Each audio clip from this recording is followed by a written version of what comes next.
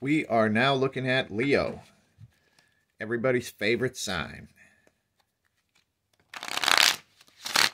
I mean, truly everyone knows that Leos are the coolest. So let's see what is coming up for Leo. We're going to give it one more shuffle here. Oof. And then we do the cut. Root card, Ace of Swords. So the Ace of Swords is taking full responsibility and therefore having full control of what happens to you in your life. Claiming responsibility. Oh, geez. Five of Swords.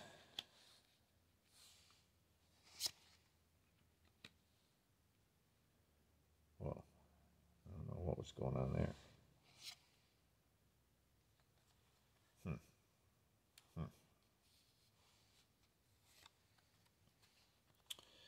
Okay, so the whole thing is about taking control, right? So the center card is the Five of Swords, and the Five of Swords is like troll energy. So here, this is a soldier who invaded the city, right? And the people of the city have surrendered, which shows in the white flag there. And the soldier is now taunting them.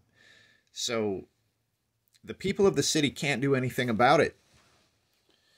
And when we look at this as far as like taking control, it is easy to feel like a victim when you are a victim. But feeling like a victim doesn't fucking help anything, right? So here, there's the Emperor. And the Emperor is also about control. But here is this figure who, like, it looks like it was probably previously in control because of the way these two are looking at each other. So the Emperor is over here saying, I control everything. And here in the Five of Swords is this person who, like, sort of made them surrender. And they're like, you suck. Like, fuck you. Now, as this energy moves forward, it turns into a Two of Cups. So it's interesting because there's a certain amount of surrender that happens in a Two of Cups. So the Two of Cups is about openness, being open to the moment and accepting what is actually there. The two people in the Two of Cups are not thinking about what happened yesterday, and they're not thinking about what happens tomorrow. They're just being completely in the moment that they're in. And there's this, like a profound harmony and peace and like a romantic energy that shows up here. Now, when we look at sort of what everything is meant to bring out, we get the Seven of Swords, and the Seven of Swords is about pressure to perform or pressure to do something that you are not necessarily ready to do, and how that can actually fuck you up. Like the rope here is going to break and he's going to swallow that sword. Now, this is tricky because what really wants to happen is sort of taking control of your life. But when we look at this, it looks like brute force and also getting mad is not going to help. That is what leads to more pressure. It looks like the way to actually take control is to surrender. And I don't mean that like give up.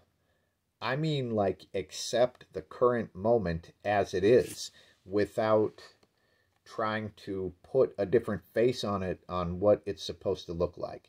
Don't worry about yesterday. Don't worry about tomorrow.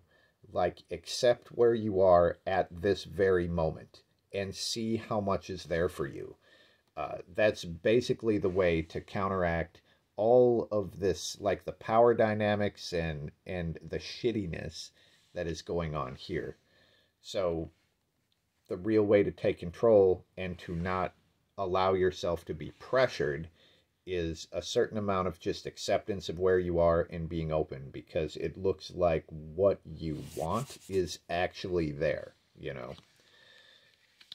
So it's easier said than done, obviously, but good luck with this, Leo.